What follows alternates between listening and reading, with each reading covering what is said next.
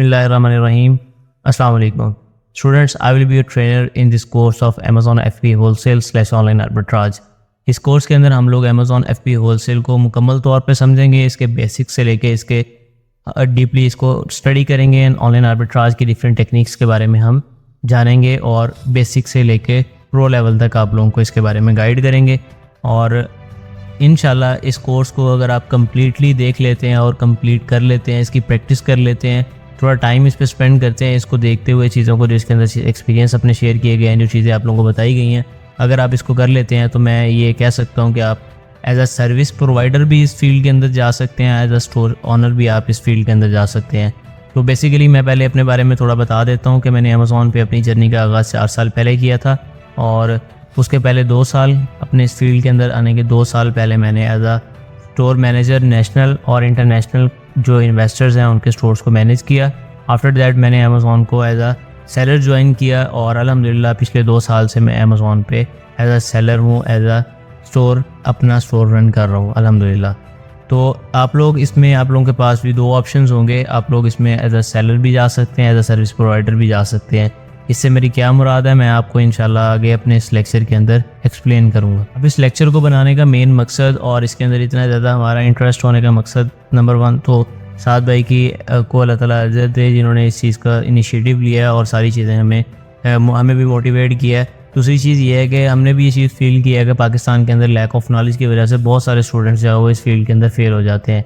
तो मैं भी जो स्टार्टिंग के अंदर बहुत सारी परेशानियां हमें नज़र आई कि जब एक अच्छा नॉलेज और एक अच्छा मेंटोर आपको अवेलेबल ना हो तो आपको एज अ सक्सेसफुल सेलर बनने में फिर एक अरसा लग जाता है। लेकिन अगर आपको नॉलेज प्रॉपरली मिल जाए एंड अल्हम्दुलिल्लाह फिर मुझे मेरे मेंटोर मिले, उन्होंने मुझे सारी चीज़ें समझाई और हर चीज़ के साथ साथ वो मुझे गाइड करते रहे और प्रॉपरली टिल डेट में अगर कहीं पे मुझे भी हर्डल आती है तो मैं अपने मेंटोर से पूछता हूँ, उनके साथ मशवरा करता हूँ। लेकिन मैं ये कह सकता हूँ कि एक प्रॉपर नॉलेज जो है ना वो प्रॉपर एक स्टेबल बिज़नेस की सबसे पहली चीज़ होती है कि आपको प्रॉपर नॉलेज मिल जाए। तो आपको इंशाल्लाह इस कोर्स से प्रॉपर नॉलेज मिलेगा। आपके कोई क्वेश्चंस होंगे आफ्टर कोर्स आपको इंशाल्लाह उसके अंदर पूरी असिस्टेंस मिलेगी। आप लोगों को पता चलेगा कि आप लोगों ने कहीं से कोई यूनिवर्सिटी या कोई कोर्स आपने ज्वाइन किया है। क्योंकि देखें इसमें ये चीज़ है कि इस कोर्स के अंदर मैं अपना पिछले 4 साल का मुकम्मल एक्सपीरियंस जो है वो ईच एंड एवरीथिंग आपके साथ शेयर करने की ट्राई करूँगा। जो चीज़ें मैंने 4 साल के अंदर सीखी, जो हर्डल्स मेरे सामने आई या जो प्रॉब्लम्स मुझे स्टार्टिंग के अंदर फेस करना पड़ी, lack of Pakistani based knowledge. Like Pakistan के अंदर कोशिश है सब जैसा कि मंजन सेलर्स हैं तो वो कोशिश करते हैं जी बच्चा इनरोल हुआ इसको कोर्स करवाया है, बस 3 महीने 2 महीने पूरे हुए जो भी इनकी कमिटमेंट है उसके बाद चला जाए। तो जो चीज़ें हमें स्टार्टिंग के अंदर समझ आनी चाहिए थी, जो चीज़ें हमें पहले दिन बतानी चाहिए थी, वो हमें फील्ड के अंदर जाने के बाद समझ में आई, हमें बाद में उन चीज़ों के बारे में नॉलेज हुआ। तो बेसिकली इस कोर्स के अंदर इंशाल्लाह मैं कोशिश करूँगा कि अपने 4 साल का जो एक्सपीरियंस है उसको समराइज़ करूँ चंद घंटों के अंदर। एक पूरे समंदर को एक कुएं में बंद करने वाली बात है, लेकिन इंशाल्लाह अल्लाह ताला ने अगर ये आइडिया हमारे माइंड में डाला है, साद भाई के माइंड में अगर ये चीज़ ऐड की है, उन्होंने हमें मोटिवेट किया है, हम इस काम पे स्टार्ट हुए हैं, तो अल्लाह ताला ये इस काम को पूरा करवाने में हमारी मदद करेंगे इंशाल्लाह। तो बिस्मिल्लाहिर्रहमानिर्रहीम, हम अपना लेक्चर स्टार्ट करते हैं, अपनी स्क्रीन की तरफ चलते हैं। फ़र्स्ट ऑफ़ ऑल हमारे पास इसके अंदर इस लेक्चर का जो है वो कंप्लीट अमेज़ॉन का मैं आपको ओवरव्यू दूंगा। ओवरव्यू के अंदर क्या क्या चीज़ें शामिल होंगी वो उनकी तरफ चलते हैं। अब सबसे पहले जो स्टूडेंट्स हैं उनका एक जो मिसकंसेप्शन है, एक जो मिसअंडरस्टैंडिंग है या उनके बारे में जो एक मिस इन्फॉर्मेशन होती है, उनसे कोई पूछे वो क्या करते हैं, वो कहते हैं नहीं हम अमेज़ॉन करते हैं। प्यारे बच्चों, अमेज़ॉन नहीं होता, ई कॉमर्स होता है।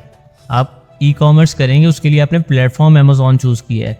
ई कॉमर्स होता क्या है बेसिकली, तो मैं आपको जो बच्चे पढ़े लिखे हैं इसमें जो जिनको थोड़ा बहुत नॉलेज है उनको पता होगा, कॉमर्स कहते हैं तिजारत करने को, किसी चीज़ के ख़रीदने और बेचने को, ठीक है, buying and selling of goods and things over the internet, ठीक है। कोई भी चीज़ आप ख़रीदते हैं बेचते हैं वो आपके होगा कॉमर्स।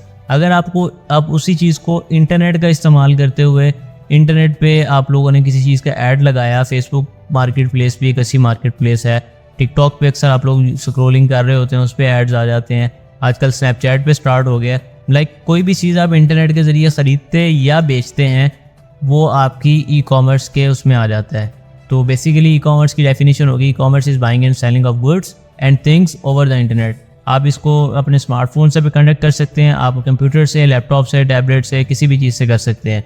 और मैं ये कह सकता हूँ दावे के साथ कि 99% प्रोडक्ट्स जो हैं दुनिया के अंदर जो यूजेबल हैं नॉर्मल ह्यूमन बीइंग से, तो वो आपको इंटरनेट के ज़रिए आप उसको ख़रीद भी सकते हैं और बेच भी सकते हैं। अब जैसे मैंने आप लोगों को इस चीज़ के अंदर बताया कि ई कॉमर्स के अंदर इंटरनेट के ऊपर आप 99% प्रोडक्ट्स ऐसी हैं जो सेल कर सकते हैं, जो आप परचेज़ कर सकते हैं, ठीक है। तो अब उसके लिए हमारे पास ई कॉमर्स तो हो गया एक आपका बिजनेस मॉडल, आपने इंटरनेट के ज़रिए तिजारत चूज़ कर ली, लेकिन अब आपको प्लेटफॉर्म भी तो कोई चाहिए, कोई मार्केट प्लेस चाहिए।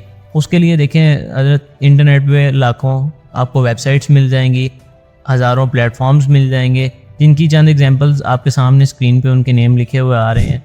अमेज़ॉन है, शॉपिफाई है, eBay, Walmart, Etsy, Target, Shopee, Kroger, Home Depot, ये सारे आपके पास ई कॉमर्स के डिफरेंट प्लेटफॉर्म्स हैं।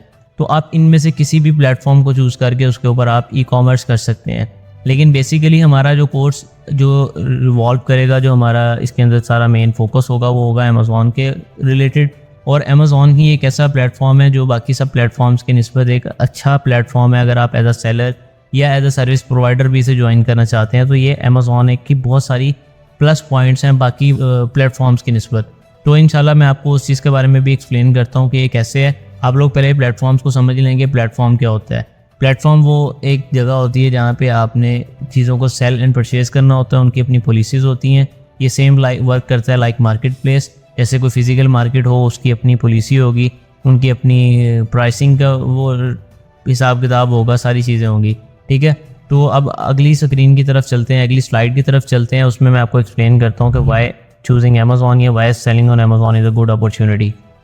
सबसे पहले तो देखें जी, अमेज़ॉन अपनी मैसिव ऑडियंस के साथ आता है। मैसिव ऑडियंस और इन हाउस मार्केटिंग, ये दो पॉइंट्स फर्स्ट उसमें लिखे हुए हैं। इन हाउस मार्केटिंग होता है कि आपको एक्स्ट्रा स्पेंड नहीं करना पड़ेगा किसी भी चीज़ पे, एक्स्ट्रा पैसे आपको किसी चीज़ पे नहीं लगाने पड़ेंगे एड्स वगैरह पे, या किसी इन्फ्लुएंसर को आपको हायर नहीं करना पड़ेगा अपने प्रोडक्ट को क्या करने के लिए, अपने प्रोडक्ट को आपने पब्लिसाइज करने के लिए, उसकी पब्लिसिटी के लिए आपको कोई भी एक्स्ट्रा मॉडल या इन्फ्लुएंसर या कोई इस तरह हायरिंग नहीं करनी पड़ेगी। अमेज़ॉन की अपनी एक इन हाउस मार्केटिंग है। अमेज़ॉन आपको ऑटोमेटिकली आपके प्रोडक्ट्स को अपने कस्टमर्स की तरफ शो करता है। उसके बाद अमेज़ॉन की अपनी एक मैसिव ऑडियंस है। ऑब्वियसली बात है, अमेज़ॉन के प्राइम मेंबर्स का आप अंदाज़ा लगा लें कि कितने लोग अमेज़ॉन की प्राइम मेंबरशिप लेते हैं। सेकेंडली, अमेज़ॉन के अंदर अब इतना ज़्यादा लोगों का ट्रस्ट बिल्ट हो चुका है कि अमेज़ॉन नॉर्मल अपने हाउस होल्ड के जो आइटम्स हैं या अपने घर का जो ग्रॉसरी का सामान है, पेट्स के रिलेटेड, पेट्स का खाना है, बच्चों के लिए कोई चीज़ लेनी है, वो लोग अमेरिकन लोग अपना टाइम सेव करते हैं। वो जाते हुए उस चीज़ को ऐड टू कार्ट किया, अपना कार्ड सेव किया होता है उन्होंने, वो परचेज़ करते हैं एंड दैट सेट उनके घर प्रोडक्ट डिलीवर हो जाता है। एक तो अमेज़ॉन टाइमली डिलीवरी करता है, दूसरा अमेज़ॉन के ऊपर लोगों का ट्रस्ट बहुत अच्छा बना हुआ है, ठीक है। दूसरी चीज़ आ जाती है इसके अंदर के अमेज़ॉन हो या कोई भी ई कॉमर्स बिजनेस हो ना, बैरियर जो होता है सबसे मेन, जो सबसे बड़ी मुश्किल चीज़ लग रही होती है, वो हो जाती है जी आपके लिए फ़िज़िकल बिजनेस के अंदर लोकेशन बैरियर, या बहुत सारे और बैरियर होते हैं। अब लोकेशन बैरियर है या इन्वेस्टमेंट बैरियर है, ये सारी चीज़ें होती क्या है, मैं आप लोगों को एग्जांपल के साथ एक्सप्लेन करता हूँ। अब एग्जांपल के साथ एक्सप्लेन करने के लिए सबसे पहले आपको कुछ थोड़ी बहुत अगर बिज़नेस की नॉलेज हो, या जिसको नहीं भी है, इंशाल्लाह आप लोगों को समझ आ जाएगी कि आप लोगों की अगर एक बंदे की शूज़ की शॉप ओपन करना चाह रहा है, एक शूज़ का आउटलेट ओपन करना चाह रहा है, ठीक है, तो शूज़ का जो आउटलेट ओपन करना है उसके लिए सबसे पहली मेन चीज़ क्या चाहिए होगी, वो चाहिए होगी लोकेशन। लोकेशन या तो वो परचेज़ करेगा या तो उसको रेंट आउट करेगा। अगर तो वो परचेज़ करता है लोकेशन, तो आज के दौर में एक अच्छी लोकेशन आपको कम से कम 1 से 2 करोड़ के अंदर एक अच्छी लोकेशन मिलती है फिज़िकल बिजनेस के अंदर, ठीक है जी। आप 1 करोड़ से 2 करोड़ इन्वेस्ट किया, आपने फिज़िकल लोकेशन परचेज़ कर ली। नेक्स्ट चीज़ आपके अंदर, आपको जो उस चीज़ के अंदर रिक्वायरमेंट होती है, वो फिज़िकल लोकेशन के बाद आपने उसको फर्निश भी करना होता है, उसको रेनोवेट करना होता है। मतलब ये कि आपने उसको पेंट, लाइटिंग, शाइटिंग, सीलिंग अच्छी तरीके से, एयर कंडीशन, ये वो हर चीज़ आपने करनी है। फिर आपने उसको फर्निश इस तरह से करना है कि अगर आपने शूज़ की शॉप बनानी है तो आपने शूज़ के हिसाब से उसके अंदर अपने डिस्प्ले सेट करना है, अपनी अलमारियाँ सेट करनी है जिसके अंदर आप शूज़ लगाएंगे। अभी तक आपका बिज़नेस स्टार्ट नहीं हुआ, लेकिन आपने पहले अपने दुकान ख़रीदने पे या रेंट आउट करने पे पैसे स्पेंड किए। सेकेंडली, आपने उसको फर्निश करने पे, उसको रेनोवेट करने पे पैसे स्पेंड किए। टिल डेट आपने अभी तक इन्वेंट्री परचेज़ नहीं की, लेकिन आपके अच्छे खासे पैसे लग चुके हैं। अब अगला स्टेप क्या होता है, इन्वेंट्री की भी सुन लें। अब अमेज़ॉन मैसिव इन्वेंट्री स्टार्टिंग जो है वो फिज़िकल बिजनेस के लिए कैसे है। अब फिज़िकल बिजनेस के लिए मैसिव इन्वेंट्री स्टार्टिंग इस तरह से है कि अमेज़ॉन का जो है बिज़नेस है ना, इसके अंदर अगर आप एक सिंगल प्रोडक्ट भी लिस्ट करें, उसके 10 यूनिट भी अमेज़ॉन भेज दें, तो आपके सेल आउट हो जाते हैं। ऑन दी अदर हैंड अगर आप कहते हैं जी हमने फिजिकल बिजनेस स्टार्ट करना है, मैं एग्जांपल दे रहा हूँ शूज़ शॉप की अगेन, कि शूज़ शॉप जब आपने स्टार्ट करनी है तो आपको उसके लिए क्या क्या चीज़ें चाहिए। आपने लोकेशन भी ले ली, आपने फर्निश भी कर लिया, रेनोवेट भी कर लिया। अब अगला काम होता है कि आपने अपने इलाके के हिसाब से जिन शूज़ की डिमांड है, जिन शूज़ का ट्रेंड है, आपने उनको ऑर्डर करना है या अपने पास मंगवाना है। तो आपको कम से कम 100 से ऊपर डिफरेंट डिज़ाइंस चाहिए। हर डिज़ाइन के अंदर 5 डिफरेंट साइज़ चाहिए और हर साइज़ का आपको कम से कम 5 से 10 आर्टिकल पीछे पेयर पड़ा होना चाहिए। तो आप खुद अंदाज़ा लगाएं, ये आपके लिए कम इन्वेंट्री से स्टार्ट होने वाला बिज़नेस है। अगर कोई कहेगा जी हाँ जी बिल्कुल हम कम इन्वेंट्री से कर सकते हैं, तो उससे क्वेश्चन मेरा ये है कि एक शूज़ शॉप जो है वो फुल भरी हुई हो, जिसके अंदर आपको नज़र आ रहा है डिस्प्ले पे चीज़ें अच्छी लगी हुई हैं, उसके अंदर बहुत सारे आइटम्स हैं। ऑन दी अदर हैंड आपके सामने एक शॉप है जो कि जिसके अंदर सिर्फ टोटल 2 या 3 जूतों के चप्पलों के डिज़ाइन पड़े हैं। आप वहाँ जाना पसंद करेंगे या भरी हुई दुकान पे? ऑब्वियसली आप लोग भरी हुई दुकान पे जाएंगे। तो कस्टमर का माइंड इस तरह से, फिज़िकल बिज़नेस इस तरह से है, इस तरह से वर्क करता है। कोई भी फिज़िकल अगर आप तिजारत करते हैं, ठीक है जी। इसके मुकाबले में आप ई कॉमर्स में आ जाते हैं तो आपको ना कोई लोकेशन परचेज़ करनी है, ना आपको रेनोवेशन करनी है, ना आपको फर्निश करना है। और जैसे मैंने पहले बताया कि आप सिर्फ 10 यूनिट भी एक प्रोडक्ट के अगर भेज देंगे तो आपका जो प्रोडक्ट है वो आपका सेल हो जाएगा। अब सबसे इम्पॉर्टेंट जो सबसे अमेज़ॉन को डिस्टिंग्विश करता है, सबसे बड़ा अच्छा फैक्टर जो है वो ये है कि अमेज़ॉन आपको फुलफिलमेंट सर्विस ऑफ़र करता है, ठीक है। फुलफिलमेंट सर्विस का मतलब आगे जाके आपको मैं एक्सप्लेन करता हूँ, ठीक है। FBA और FBM ये 2 चीज़ें हैं। इंशाल्लाह आने वाली स्लाइड्स के अंदर आपको इनको मैं इन डेप्थ डिटेल में एक्सप्लेन करूँगा और आपको एग्जांपल्स के साथ बताऊँगा। अब इसके बाद हम चले जाते हैं अपनी अगली स्लाइड की तरफ, जिसके अंदर हमारे बिज़नेस मॉडल्स को समझा गया है कि अगर हमने ई कॉमर्स करना है, ई कॉमर्स हमने डिसाइड कर लिया कि हमने ई कॉमर्स करना है, उसके बाद हमने ये चूज़ किया कि ठीक है सर ई कॉमर्स हमने कर लिया, इंटरनेट पे सेल परचेज़ करनी है, अमेज़ॉन के भी फ़ायदे सुन लिया, अब अमेज़ॉन भी हमने डिसाइड कर लिया है। तो अब अमेज़ॉन के ऊपर तो डिफरेंट बिजनेस मॉडल्स हैं, प्राइवेट लेबल है, होलसेल है, ड्रॉप शिपिंग है, रिटेल आर्बिट्राज है, ऑनलाइन आर्बिट्राज है। तो हमें किस मेथड के अंदर जाना चाहिए? तो उस मेथड को रेकमेंड करने से पहले मैं आपको इन सब मेथड्स को थोड़ा थोड़ा ब्रीफली एक्सप्लेन कर देता हूँ, ताकि आप लोगों को समझ आ जाए कि ये हमने करना क्या है और हमने होलसेल को क्यों चूज़ किया है, ऑनलाइन आर्बिट्राज को हमने क्यों चूज़ किया है। सबसे पहले तो ये देखेंगे वर्किंग मॉडल उन अमेज़ॉन से हैं वो हैं private label, wholesale, drop shipping, online arbitrage and retail arbitrage. सबसे पहले हम देख रहे हैं प्राइवेट लेबल को, ठीक है जी। प्राइवेट लेबल के अंदर हमारे पास आ जाता है कि आप अपना खुद का ज़ाती ब्रांड बनाएं। आप अपना ज़ाती ब्रांड बनाने से मुराद ये है कि आप अपना खुद का एक नया ब्रांड लॉन्च करें। फॉर एग्जांपल आप पेप्सी के प्रोडक्ट को रीसेल करने की बजाय ना, आप पेप्सी से स्टॉक ख़रीद के उसको अगेन रीसेल करने के बजाय आप कहें जी मैं अपना पेप्सी के मुकाबले में कोल्ड ड्रिंक का ब्रांड, सॉफ्ट ड्रिंक मैंने अपनी लॉन्च करनी है। तो ये लॉन्च आप कर सकते हैं, आपके लिए बहुत आसान बात है, आपके पास इन्वेस्टमेंट है, आप लॉन्च कर लें। लेकिन वो चलेगी या नहीं चलेगी ये आपके लिए आसान बात नहीं है। आपने इसके ऊपर प्रॉपर मार्केट रिसर्च करनी पड़ती है, सारा कुछ करना है, एड्स चलाने हैं। पेप्सी के मुकाबले में अगर आना है तो आपको हर जगह, हर सिटी के अंदर बिल बोर्ड्स हों आपके, आप इन्फ्लुएंसर्स को हायर करें। ये सारे जो झंझट हैं ये सारे किस चीज़ में आ जाएंगे? प्राइवेट लेबल के अंदर। और आप ये देखेंगे अगर आप किसी जाइंट को इसमें मुकाबले में आते हैं तो आपको सारा सिनेरियो क्या करना पड़ेगा? आपको एड्स का बजट उतना ज़्यादा हाई रखना पड़ेगा। अगर आप पेप्सी का मुकाबला करने के लिए आ रहे हैं, कोई सॉफ्ट ड्रिंक बना रहे हैं या लेस के मुकाबले में आ रहे हैं, तो आपको एड्स बजट भी तो उतना ज़्यादा हाई रखना पड़ेगा। पॉसिबिलिटी है कि जो आपका कंपेटिटर है जिसके मुकाबले में आप ब्रांड बना रहे हैं, उसका सिर्फ एड बजट आपके पूरे बिजनेस बजट से ज़्यादा हो, तो इसके अंदर फेलियर चांसेस जो हैं वो तकरीबन 90% होते हैं। तो मैं कभी रेकमेंड नहीं करूँगा। बाकी अगर कोई सीख के आया हुआ है ऑलरेडी प्राइवेट लेबल को, तो एक मॉडल बिज़नेस अच्छा है, लेकिन उसके लिए है जो नुकसान बर्दाश्त कर सके, इसके पास पैसा एक्स्ट्रा हो इस बिज़नेस के अंदर लगा के नुकसान बर्दाश्त करने का। उसके बाद हमारे पास अगला जो आ जाता है वो है होलसेल मॉडल। होलसेल मॉडल सबसे सिंपल और सबसे आसान भी है, येट कॉम्प्लिकेटेड। ऑब्वियसली कोई भी काम इतना ज़्यादा आसान नहीं होता कि आए खीर की तरह खाए और चले गए। मुश्किल है, लेकिन इसके अंदर रिस्क फ्री है, बहुत मिनिमल सा रिस्क है इसके अंदर अगर आप होलसेल पे काम करते हैं। होलसेल क्या होता है? रीसेलिंग करनी है आपने ऑलरेडी जो इस्टेब्लिश्ड ब्रांड है ना, इनसे आपने स्टॉक लेना है, सप्लायर से और डिस्ट्रीब्यूटर से या डायरेक्टली ब्रांड से, और इसको आपने रीसेल करना है। रीसेल करना मतलब आसान है। इसकी एग्जांपल ऐसे ले लेंगे, आपने लेज़ का 10 लाख रुपए का स्टॉक उठाया, मार्केट में जाकर सेल कर दिया। या अगर क्लॉथिंग के अंदर आ जाए तो आप जेलबरी है या जे डॉट है, MTZ है, आप इनमें से किसी एक का स्टॉक लेते हैं, उसको जाके मार्केट के अंदर रीसेल कर देते हैं। तो ये रीसेलिंग होती है। होलसेल प्रोडक्ट्स के अंदर होलसेल प्राइस पे आपने लिया और उसको मार्केट प्राइस पे आपने सेल कर दिया। चाहे आप डायरेक्टली ब्रांड से परचेजिंग कर लें, या आप डिस्ट्रीब्यूटर्स के साथ अपना वर्क स्टार्ट कर दें बिजनेस, या आप सप्लायर्स के साथ अपना बिजनेस इस्टेब्लिश कर लें। तो ये सारी चीज़ें हमारी होलसेल के अंदर आ जाती हैं। अगला होता है हमारे पास ऑप्शन ड्रॉप शिपिंग का। तो ड्रॉप शिपिंग आप लोगों में से आई थिंक सो, मैं मुकम्मल तौर पे तकरीबन श्योर हूँ, 90% मुझे श्योरिटी है कि आप लोगों ने इसका नाम सुना होगा। और आप लोगों में से कोई 50% ऐसे लोग होंगे जिनका दिल भी किया होगा ये करने का, और 10% ऐसे होंगे जिन्होंने ये करके छोड़ा हुआ है। अब वो असल बिजनेस मॉडल होलसेल को सीखने के लिए आए हैं।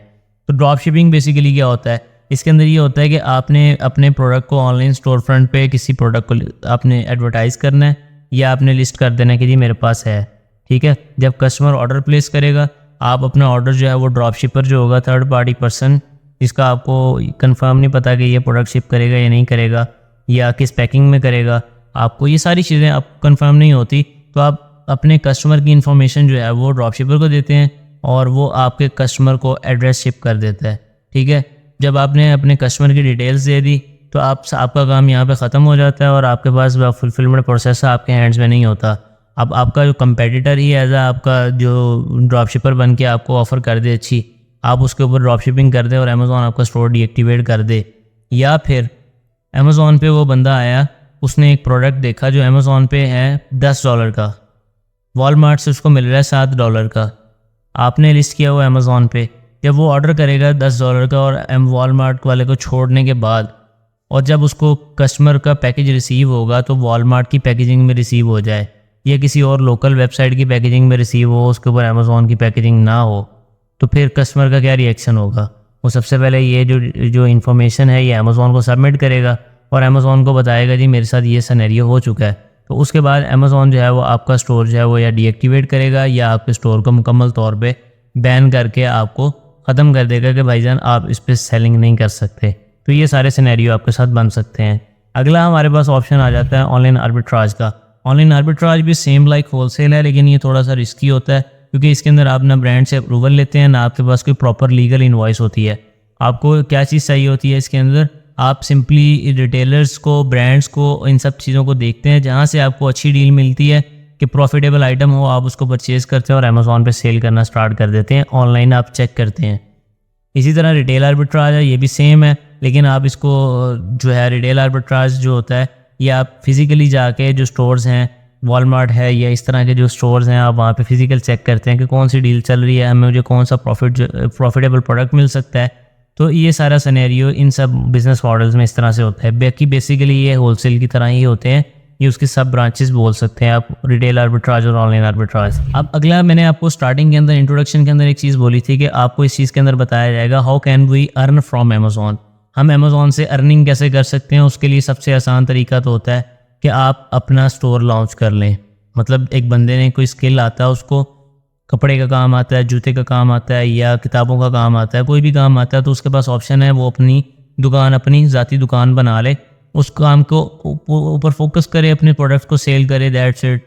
ठीक है, आप अमेज़ॉन पे भी दुकान बना सकते हैं, चाहे वो प्राइवेट लेवल की हो, चाहे वो होलसेल की हो, ये आपकी अपनी चॉइस होती है। ठीक है, अब इसके अंदर क्या प्रॉब्लम होती है कि 90% जिनके पास पैसा होता है ना, उनको या तो नॉलेज नहीं होता या तो टाइम नहीं होता, तो उनको खुद जो बिज़नेस मैनेज नहीं कर सकते। आपके पास अगर पैसा भी है, टाइम भी है, एक्सपीरियंस भी है, तो आप अपना खुद का बिज़नेस बना के पैसा बना सकते हैं। लेकिन यहाँ पे आते हैं हमारे वर्चुअल असिस्टेंट्स VAs जो क्लाइंट्स को सर्व करते हैं। उनके लिए ये लूप होल होता है कि एक बंदा, पैसे तो हैं इसके पास, लेकिन इसके पास या तो टाइम नहीं है या तो एक्सपीरियंस नहीं है, ये दोनों चीज़ें नहीं हैं, टाइम और एक्सपीरियंस, सिर्फ पैसा है इसके पास। तो आप कहते हैं जी आप पैसा लगाएं, दुकान बनाएं, मैनेज मैं करता हूँ, मैं आपसे इतनी सैलरी लूँगा, या फिर आप सैलरी ना दें, मेरे साथ प्रॉफिट शेयर पे आ जाएं। मतलब एक बंदा इन्वेस्ट करे अपना अकाउंट बना के, उसके ऊपर काम कर सकता है, या फिर लोगों को सर्विसेज दे सकता है। समझ आ रही है बात की? लॉन्च योर ओन अकाउंट और by giving services to the clients, ये दो मेथड्स हैं आप अमेज़ॉन से अर्निंग कर सकते हैं। अब अगले इसमें आ जाते हैं। मैंने आपको पीछे फुलफिलमेंट का बताया था कि अमेज़ॉन कैसे बेटर है बाकी प्लेटफॉर्म्स की निस्बत, ये क्या ऑफ़र करता है एक्स्ट्रा। उसमें था fulfilment bye Amazon and fulfilment bye merchant. अब फुलफिलमेंट बाय अमेज़ॉन और फुलफिलमेंट बाय मर्चेंट की शॉर्ट फॉर्म होती है FBA एंड FBM। अब फुलफिलमेंट बाय अमेज़ॉन क्या होता है? सबसे पहले उसको समझने के लिए हमें फुलफिलमेंट बाय मर्चेंट की तरफ जाना पड़ेगा। और उससे पहले आपके पास एक क्वेश्चन है, फुलफिल किसे कहते हैं? फुलफिल कहते हैं पूरा करना, डिमांड कंप्लीट करना, उसकी ख्वाहिश को पूरा करना। एक एग्जांपल दे रहा हूँ, ठीक है। फुलफिलमेंट बाय मर्चेंट मतलब ताजिर अपने काम को खुद सर अंजाम देगा, उसकी फुलफिलमेंट ताजिर खुद करेगा। अब इसमें क्या होता है कि मर्चेंट जो है वो प्रोडक्ट को अपने पास मंगवा लेता है कि जी मैंने अमेज़ॉन पे लिस्ट कर दी है, अब आप जब भी आपको ऑर्डर आए आप मुझे बताएं, मैं खुद शिप कर देता हूँ, ठीक है। अब इससे क्या होगा, आपको रात को 12 बजे ऑर्डर आ सकता है, आपको 2 बजे आ सकता है, 3 बजे आ सकता है, 4 बजे आ सकता है, या आप आउट ऑफ स्टेट जा रहे हैं तो आपका बिज़नेस स्टॉप हो गया, आप घर के पास नहीं है, आप 4 दिन के लिए बाहर गए हो, आपका बिज़नेस जो है वो स्टक हो गया, वहीं पे आप ऑर्डर्स नहीं शिप कर सकते, आपका स्टोर डीएक्टिवेट होने के चांसेस होते हैं। और सबसे बड़ी मेन चीज़ जो होती है कि आप अगर पाकिस्तान में बैठे हैं और अपना स्टोर चलाना चाह रहे हैं तो आप कैसे अमेरिका के अंदर जाके अपने प्रोडक्ट्स को कस्टमर्स तक डिलीवर करेंगे? या आप पहले पाकिस्तान मंगवाएं, फिर उसको जब ऑर्डर आए फिर अमेज़ॉन अमेरिका फिर शिप करें। तो पहले पाकिस्तान मंगवाने का एक्सपेंस और टाइम गया, फिर वापस शिप करने का एक्सपेंस और टाइम गया। तो अमेज़ॉन के जो कस्टमर्स हैं वो इतना वेट नहीं करते, वो फास्ट डिलीवरी और सेम डे डिलीवरी के लिए एक्स्ट्रा भी पे कर देते हैं। तो उसके लिए अमेज़ॉन ने एक हमारे लिए सोल्यूशन निकाला है कि भाईजान आप ऐसा करें, आप पाकिस्तान में बैठे हैं या बैठे हैं आप अफ्रीका में, हमें कोई इस चीज़ से टेंशन नहीं है।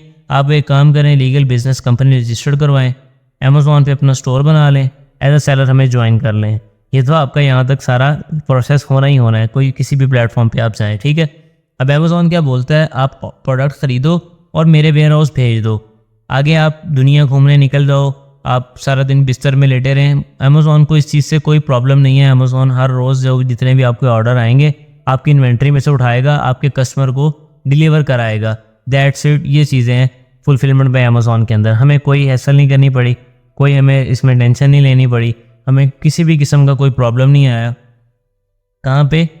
अमेज़ॉन जब खुद फुलफ़िल कर रहा है, क्योंकि अमेज़ॉन इसकी काउंटिंग भी करता है। अमेज़ॉन ने जब हमारा फुलफिलमेंट के 10 इन्वेंट्रीज हमने भेजी, 10 यूनिट हमने भेजे इन्वेंट्रीज़ के, ठीक है, वो हमारे सोल्ड आउट हो गए, तो अमेज़ॉन हमें सोल्ड आउट शो कर देगा। अगर हम FBM कर रहे होंगे तो हमारी अपनी मर्जी होगी हम कब सोल्ड आउट शो होना चाहते हैं, ठीक है। अक्सर लोगों ने स्टॉक लगाया होता है 1000 का, 2000 का, तो वो उसका मतलब है उसको कंटिन्यू करना चाह रहे हैं।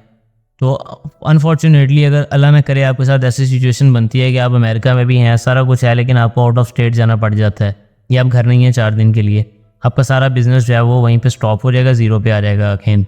तो आई मस्ट से, और मैं रेकमेंड करूँगा कि FBA एक बेस्ट बिजनेस मॉडल है।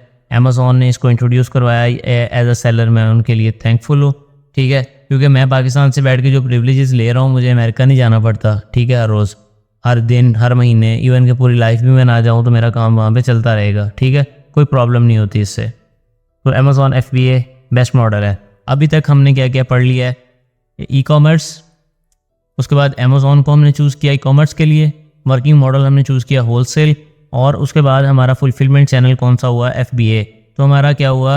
Amazon FBA wholesale / online arbitrage, वो भी हम पढ़ेंगे इंशाल्लाह। अब हमारे पास अगला जो आ जाता है ना कि हमारे इसमें अमेज़ॉन FBA होलसेल के अंदर रोड मैप क्या है, हमें क्या क्या चीज़ें चाहिए, हम इसमें करते क्या हैं। तो सबसे पहला जो हमारा स्टेप होता है वो होता है अमेज़ॉन FBA होलसेल के अंदर प्रोडक्ट हंटिंग। प्रोडक्ट हंटिंग सिर्फ इस बिज़नेस के अंदर नहीं, प्रोडक्ट हंटिंग बेसिकली हर बिज़नेस की, हर जगह की नीड है, हर जगह की जान है। एक बिज़नेस चलेगा या नहीं चलेगा ये डिपेंड करता है कि उन्होंने प्रोडक्ट कैसा फाइंड आउट किया है। तो finding best selling products on Amazon, इसका मतलब ये नहीं है कि जिसकी सेल्स आपको अच्छी नज़र आ रही हैं ये बेस्ट होगा। आपने सारे चीज़ों को बगौर देखना है, आपने जायज़ा लेना है कि अभी ये सीजनल आइटम तो नहीं है, लाइक अभी स्कूल्स ओपन हो रहे हैं तो आगे आपको स्कूल्स वाले प्रोडक्ट्स मिलना स्टार्ट होंगे, ठीक है। 14 अगस्त आ रहा है, 14 अगस्त के अंदर आपको झंडे और ये सारी चीज़ें इस तरह की इनकी सेल्स बहुत ज़्यादा इंक्रीज़ होती हुई नज़र आएगी। लेकिन आफ्टर 14 अगस्त आपको ऐसी बिला वजह दुकानों पे खाली पड़े हुए नज़र आएंगे जिनकी कोई वैल्यू नहीं होगी उस टाइम पे, क्योंकि उनका ट्रेंड ख़त्म हो गया होगा। मैं एग्जांपल्स दे रहा हूँ आपको, ठीक है।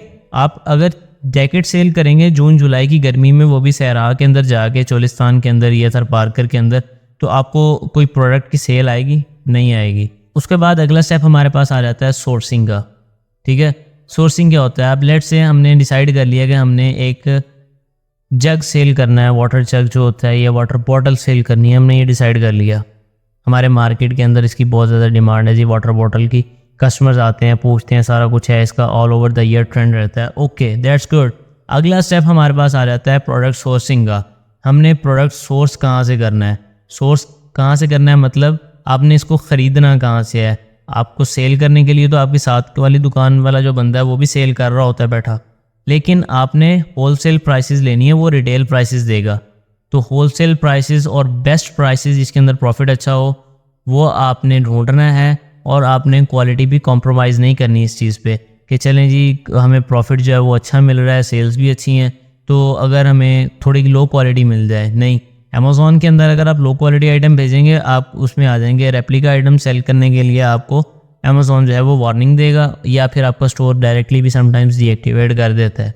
ठीक है, प्रूफ ऑफ ऑनरशिप मांगता है, प्रूफ ऑफ ऑर्डर मांगता है, ये सारी चीज़ें होती हैं इसमें।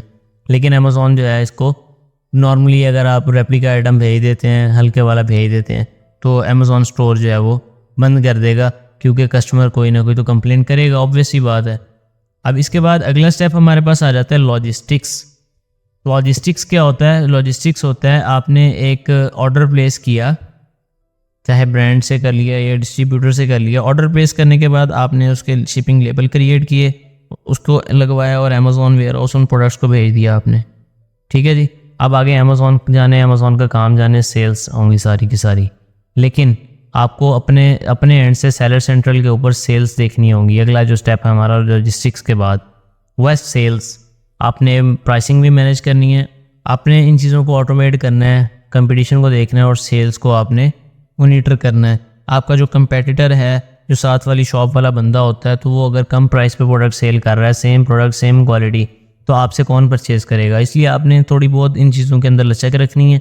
अपनी प्राइसिंग को इस हिसाब से आपने मैनेज करना है कि ना आप लॉस में जाएं, ना आपका प्रॉफिट कम हो, लेकिन आपको सेल्स भी मिल जाएँ। इसके बाद अगला स्टेप हमारे पास आ जाता है रेंज का। रेंज के अंदर क्या होता है? Winner versus losers. आपने ये देखना है कि आपने अपनी दुकान के लिए अगर 10 आइटम मंगवाए हैं, और 10 तो चले छोड़े, हम अमेज़ॉन की एग्जांपल लेते हैं कि हमने 2 प्रोडक्ट्स मंगवाए, 2 डिफरेंट आइटम्स हमने मंगवाए। एक हमने माउस मंगवाया, एक हमने मंगवा लिया पेन, कि जी जो सबसे अच्छा सेल होगा हम उसको रीस्टॉक कर लेंगे। पेन के लिए मेरे जहन में आइडिया था कि इसके 50 यूनिट सेल होंगे, और माउस के लिए मेरा था कि इसके 100 यूनिट सेल हो जाएंगे। लेकिन माउस के 100 यूनिट की बजाय 60 यूनिट सेल हुए और पेन के 45 यूनिट सेल हो गए। तो नंबर्स के हिसाब से तो पेन पीछे रह गया 45 यूनिट सेल करके, ठीक है, और माउस के ज़्यादा 60 हैं। लेकिन अगर कंपैरिजन किया जाए कि मेरी एक्सपेक्टेशन को किसने मीट किया, तो वो पेन होगा। तो वो क्या, पेन हुआ विनर और माउस हुआ लूज़र। तो हमने क्या करना है? हमने विनर को रीस्टॉक करना है, और जो लूज़र होगा उसको हमने स्किप कर देना है। ठीक है जी, विनर वर्सेस लूज़र के अंदर skip the loser. After that हमारे पास ये आ जाता है रिपीट। फ्रेंड्स के बाद रिपीट। भाईजान शुरू हो जाए स्टेप 1 से, हंटिंग करें, सोर्सिंग करें, सारा स्टेप जो जो आपको बताया ये सारा आपने कम्प्लीटली स्टेप 1 से स्टार्ट करना है। तो अगेन एक दफ़ा बता देता हूँ ऊपर से एंड तक। E commerce, after that Amazon, Amazon FBA, wholesale and online arbitrage. ठीक है जी, और आगे FBA होलसेल का मैंने रोड मैप बता दिया है। That's it for today. आज का लेक्चर यहीं पे ख़त्म होता है। इंशाल्लाह मुलाकात होगी अगले लेक्चर में। स्टे ट्यून्ड, आप लोगों को सारी चीज़ें इंशाल्लाह मिलती जाएंगी साथ साथ।